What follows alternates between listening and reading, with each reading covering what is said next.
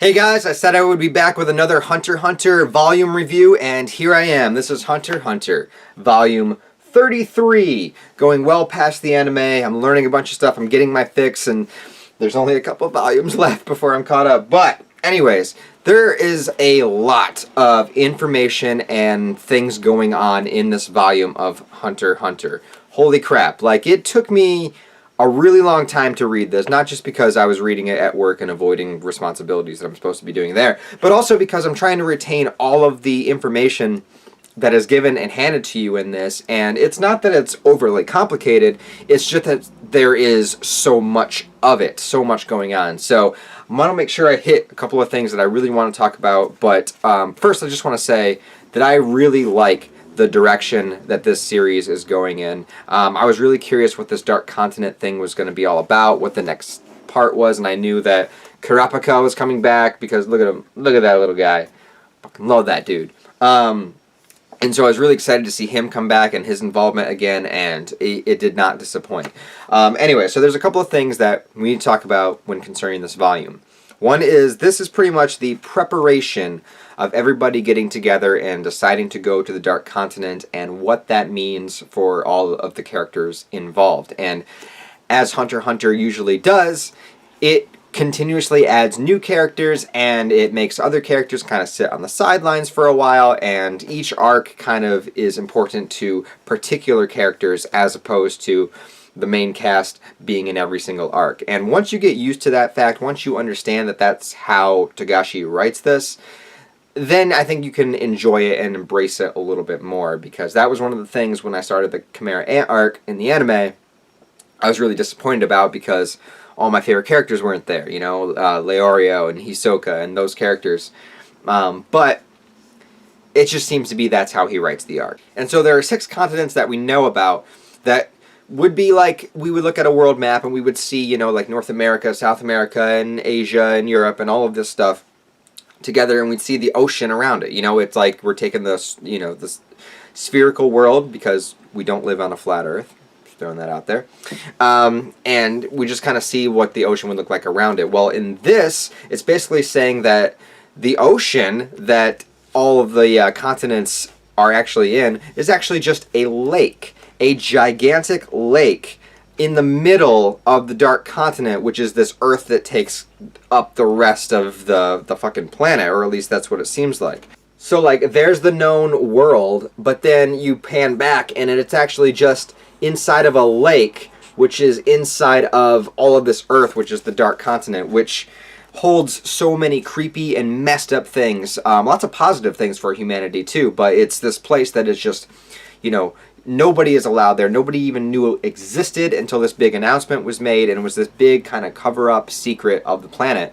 Specifically because there's so many things there that can just wipe out humanity. The Chimera Ants, the things that basically almost could have wiped out the entire planet of humans, well, the entire continents, 6 continents of humans, could have potentially done that, are just one creature that actually come from the Dark Continent. And as far as the danger of these creatures are concerned and classified, Chimera Ants are in a B classification and not even in the A classification, which there's a bunch of other stuff that they mention. They mention a couple of things. There's something called the Hellbell Snake, which if it bites you, you are just overtaken with this like homicidal rage and just want to kill people. So that's pretty messed up. There's some kind of monster called Pap that basically keeps people as pets, and from what I can infer, it's sort of like that thing in Inception where you're basically just kind of plugged into a dream world, but you're really just kind of statically living there. It like connects it. It's like gives you pleasure, but you're really, it's all just in your head and your body's just decaying and whatever. I think that's what it is. At least that's what it seems like it is. And there's a disease basically called Zobe, which of course is close to zombie, which is an immortality disease. And somebody that went to the Dark Continent was actually recovered and has this disease, and basically they don't eat, they don't sleep, they are just like a husk basically of a person that just cannot die, that just has immortality but has lost everything like about themselves as a person.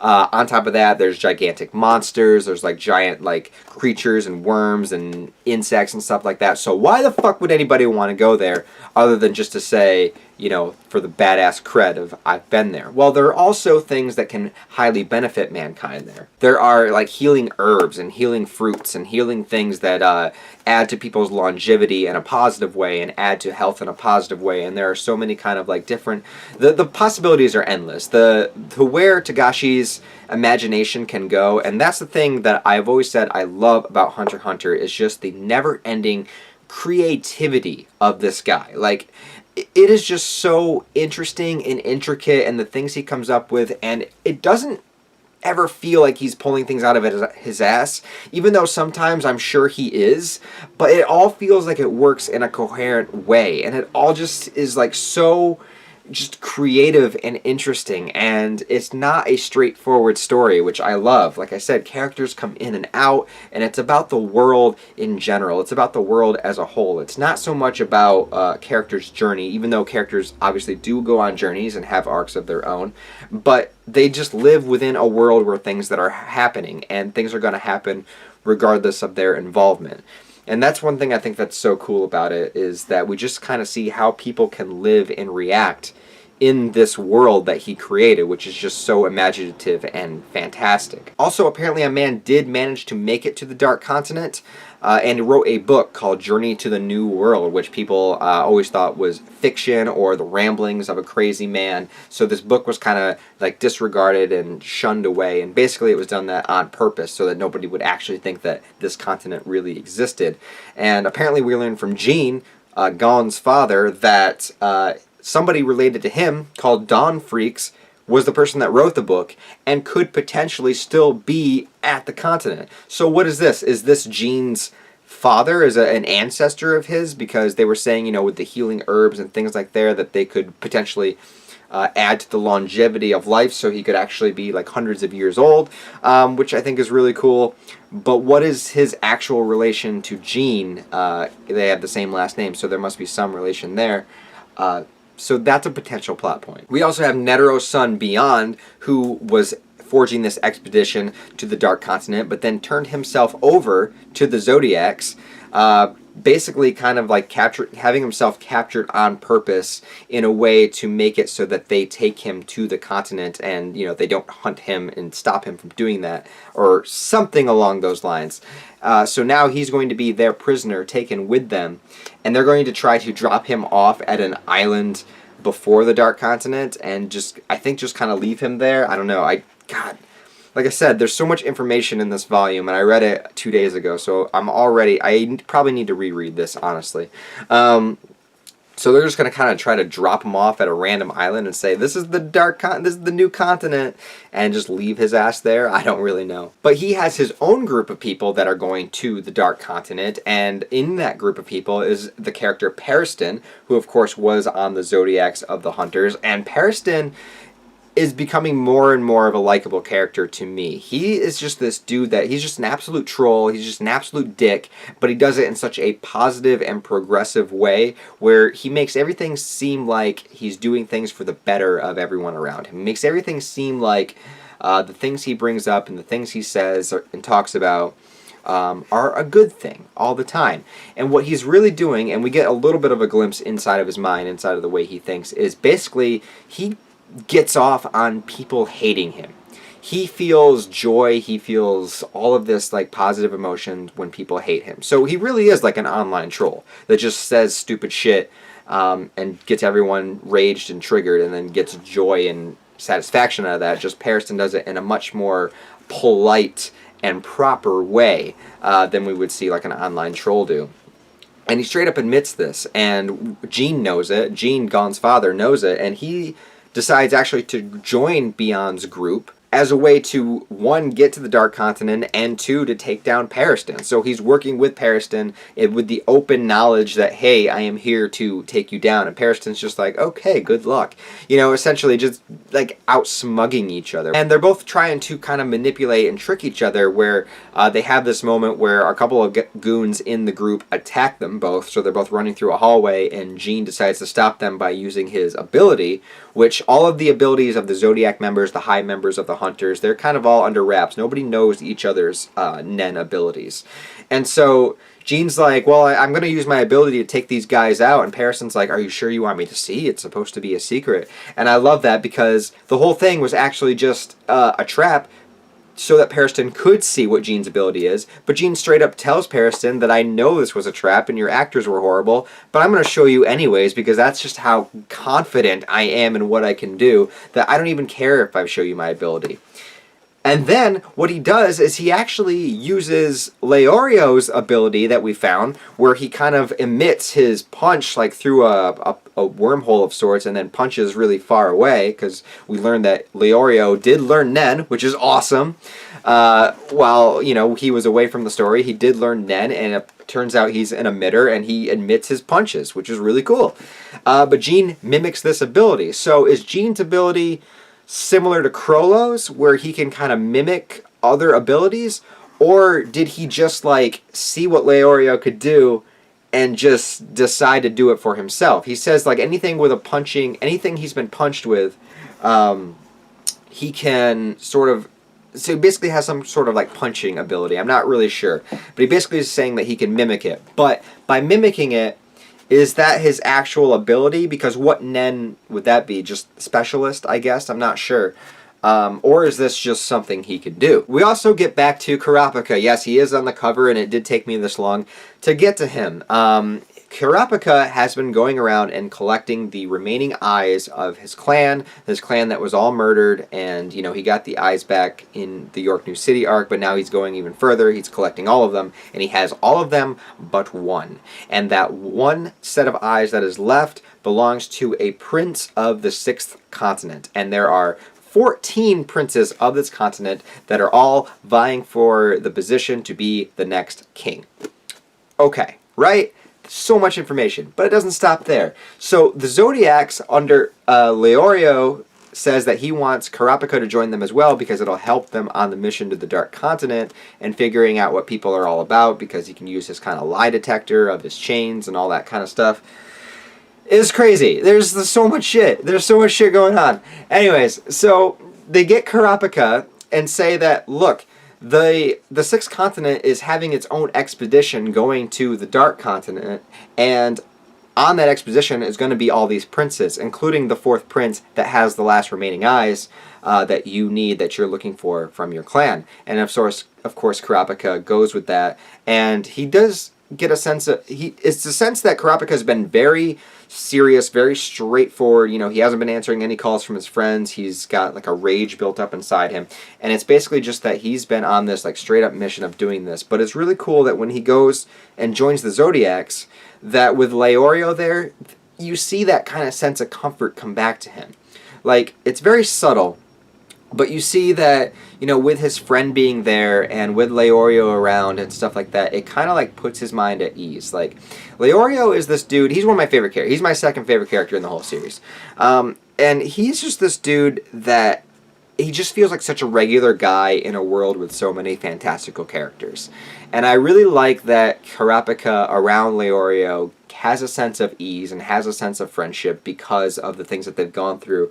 And, you know, they got their hunter's license together. You know, they go back really, really far to the very beginning of the series. So it's really cool to see them finally come back. And that's a friendship that needs to be explored a little more, because we got so much between Gon and Killua. I think we need to explore the friendship a little more between Leorio and Karateka, because it could be just as interesting. Now, with these 14 princes of this continent, of which one has the last eyes that Karateka wants, this one in particular seems to be this kind of rich, pretty boy that has women brought to his apartment, and he periodically kills them. He just has a murder thing inside of him, but he's a very, like, prim and proper guy, and they're all vying for the position of king. And apparently the king himself is saying that on the way to the Dark Continent and at the Dark Continent, I'm opening this up to where one person will survive and one person will be king. So essentially all of these princes, all these 14 princes, are going to be in a competition to murder each other, so there's only one remaining to be the king of this continent. And they all accept it with open arms. But to do this, something else strange is happening. It seems that, they all kind of like do this ritual where they like poke their hand and put their hand in this vase thing, this thing that's from the Dark Continent. And essentially, the king is saying that because they do that, it will create a spirit beast that will grow and take after its host. And so if the host is strong, the spirit beast will also be strong. And if the host is weak, it will be weak. And this reminded me a lot of the beginning of Yu Yu Hakusho because it's the same author, Togashi, who wrote Yu Yu Hakusho, who also had this idea of a spirit beast that Yusuke would keep around and his energy would feed it, whether it would be positive or negative. And if he was a good person, it would come out and bring him back to life. And if he was bad, it would come out and devour him. So Togashi's bringing that kind of concept back, and I'm sure he'll change it up a little bit, but from how I understand it is how it was used in Yu Yu Hakusho. So I don't know if it'll be a little bit different here, and apparently he has one of his own, the king does, the current king, and I'm sure it will get much more deep into that as it goes by. So each of these 14 princes going to the continent, one of them has Karateka's eyes, they all need to kill each other, they're gonna all have Spirit Beast. What the fuck is going on in this manga? I don't know, but it's awesome. All of this setup, there's so much setup going on here. So you have the Zodiacs going to the island. You have the Sixth Continent with all the princes going to the island. You have Beyond's group going to the island, but Beyond is actually captured by the Zodiacs. What the fuck? And at the end, to again get to the island, Karateka has a bunch of other characters actually that are posing as bodyguards for the princes because they learn about this, the thing that's going to happen. So they all get hired on as bodyguards, and we get to see a lot of other cool characters return. We get to see Biscuit return, and I love this moment. This moment had me crack up. Is that you know, he learned about Biscuit from Killua, and Killua was like, "Look, I would never do this, but to get on her good side, you do this." And Karateka calls her like a delicate princess that shouldn't be on this mission because she's too precious or whatever, and that like immediately like puts her at ease and like makes her have a crush on Karateka, which is really, really funny. Also get Melody and Bensho, who were also bodyguards in the York New City arc, so it was really cool to see them come back. We got Hanzo, who was in the very first Hunter exam arc, who we haven't really seen since then. Really cool to see him back. And we have the guy, I believe he taught Karateka Nen. He was shown very briefly, but he's back as a bodyguard too, which is really cool. I would have liked to seen Knuckle come back as a bodyguard because I think Knuckle is a very underappreciated character, and I hope he comes back in some way at some point because I did really like him as well. But Karateka gets hired specifically for the last prince, which is actually a girl. All the whether male or female, they're all just called princes. So there's that. But it's a baby. And he's hired on to protect this baby, and he agrees to it because he's just there to get close to the prince that has the eyes that he's looking for. So he, you know, it's his way, it's his in, and now he's hired on as a bodyguard for this baby too. So that'll be very interesting to see, Karateka's morality and see where that goes because he's, you know. Out of all the main characters, I know Killua can get pretty dark because of the assassin history and whatnot, but Karateka, I think, is the darkest of all the main characters. I think he has the most rage inside of him and the most reason to really just not care, just not give a fuck. The very last thing I want to talk about is Gon. Gon is hardly in this volume. He's in like 5 pages, but Gon cannot make any aura. He cannot use Nen right now, which is something that I was curious about, but happy to finally see written down in the manga because of what he did in the Chimera Ant arc. Because he made that choice to like get all the power he would ever have in one instant with the exchange of I don't care what happens to my body, I don't care what happens to my life. There was going to be consequences for that. Even though he's healed now, there should still be consequences. And the consequence seems to be that he can't use Nen. So, will he ever be able to use Nen? He went back to his home island. He went back to Whale Island, and he's not going to the Dark Continent. He's not. So, I'm curious if, like the Chimera Ant arc, where they just don't have Karateka or Leorio in it at all, I wonder if this Dark Continent arc is just not going to have Gon and not going to have Killua. And it's just going to be the other characters. I wouldn't put it past Togashi to do that. Even though Gon is the main character, that doesn't mean anything in the world of Hunter x Hunter because, like I said, the world moves on whether you're there or not. So that would be really interesting if he actually, after all this time, did a whole arc without his main character. And I honestly think he's going to. That's my theory. So Gon can't use Nen, and I wonder if he will ever be able to use Nen. And you know what? I actually think it would be very, very risky but interesting, which seems to sum up what Hunter x Hunter is all about to begin with. Risky but interesting. If, for the rest of the series, Gon can't use Nen. If he can't use his ability, he can't use special energy or anything like that, he has no powers for the rest of the goddamn series.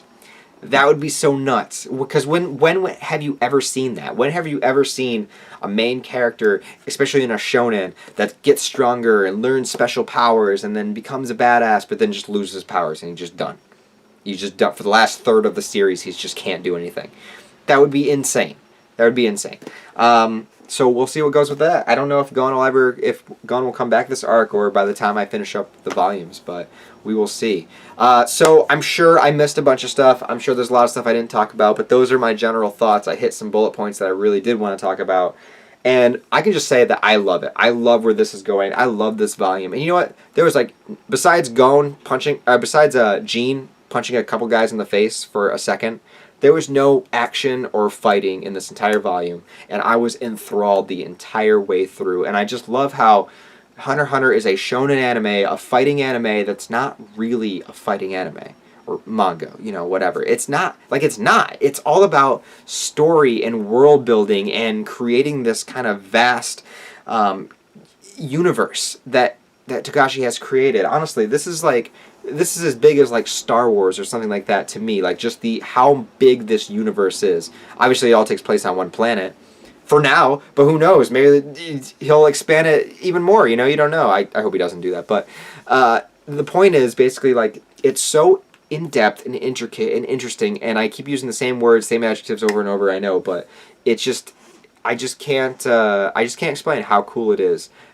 This world that he created and the actual imagination that this author has, and I cannot wait to see where this dark continent goes, and I cannot wait to get to the next volume because my favorite character Hisoka is right on the goddamn cover, and I know that a lot of the volume has to do with him, and so I am super excited. So thanks a lot for watching this, guys. So if you have read volume 33 of Hunter x Hunter, let me know your thoughts down below. I haven't read ahead yet, so please no spoilers, but just let me know what you think about my thoughts or if I'm on the right track or everything. Correct me if I'm wrong about anything.